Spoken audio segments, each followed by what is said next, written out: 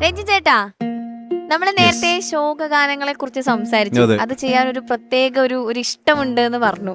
എങ്ങനെയാണ് ഫസ്റ്റ് തന്നെ Joseph movie നമുക്ക് ഒരുപാട് നല്ല അച്ചീവ്മെന്റ്സ് ലൈഫിൽ വന്നൊരു സിനിമയായിരുന്നു.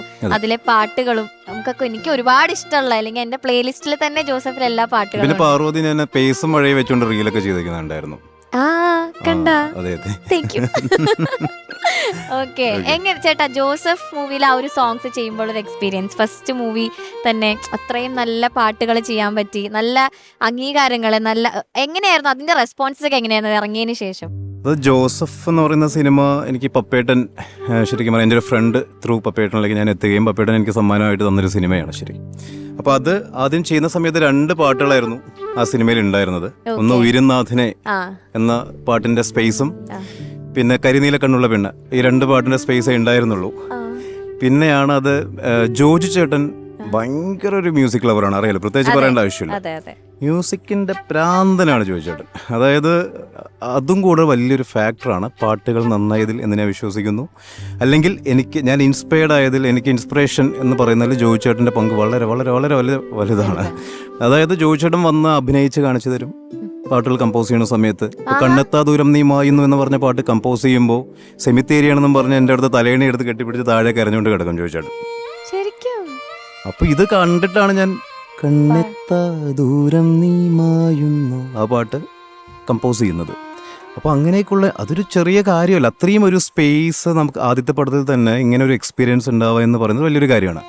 അപ്പോൾ എനിക്ക് എക്സാക്റ്റ് ആയിട്ട് ജോസഫിൻ്റെ ഇമോഷൻ എന്താണെന്നും എങ്ങനെയാണ് ജോജു ചേട്ടൻ പെർഫോം ചെയ്യാൻ പോകുന്നതെന്നും ഒക്കെ ഉള്ളൊരു വലിയൊരു ഐഡിയ പക്കയായിട്ട് കിട്ടി. പിന്നെ എനിക്ക് ഈസി ആയിരുന്നു. പിന്നെ എനിക്ക് തോന്നുന്നു എൻ്റെ ഒരു പാട്ടും കറക്ഷൻസ് വരാത്തൊരു പാട്ടാണ് ജോസഫ്. ഞാൻ കൊടുക്കുന്ന ഫസ്റ്റ് ട്യൂണാണ് എല്ലാം. ഒന്നിനും ഒരു സെക്കൻഡ് ഓപ്ഷൻ ചോദിക്കുകയോ ഇങ്ങനെയല്ല അങ്ങനെയാണെന്ന് ജോജു ചേട്ടനും പറഞ്ഞിട്ടില്ല, പപ്പേട്ടനും പറഞ്ഞിട്ടില്ല. എല്ലാം ഫസ്റ്റ് ട്യൂൺ ഞാൻ നോക്കിയായിരുന്നു. കാരണം അത്രയധികം ഇൻവോൾവ് ആവാനായിട്ട് അവർ തന്നെ ഇൻഡയറക്റ്റ്ലി അത് ഹെൽപ്ഫുൾ ആയിരുന്നു.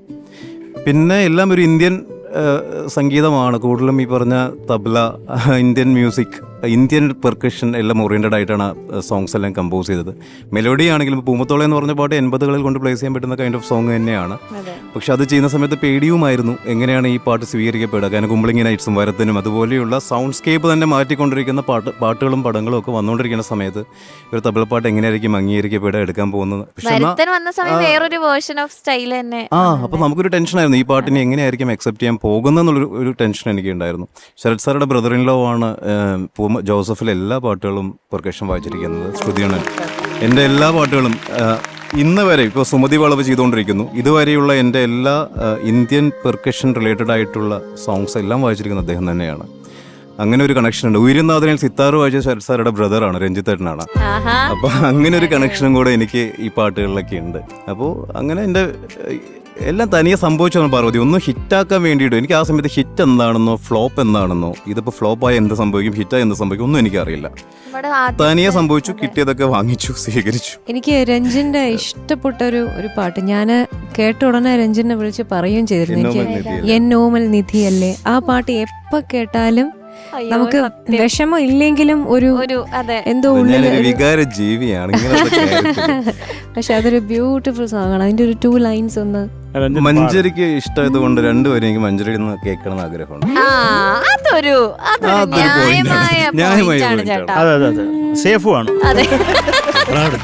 അടുത്ത പണി ഞാനിപ്പോ കൊടുക്കും. ബാക്കി എന്റെ കൂടെ പാടണം, അതൊക്കെ ഹെൽപ്പ് ചെയ്യും.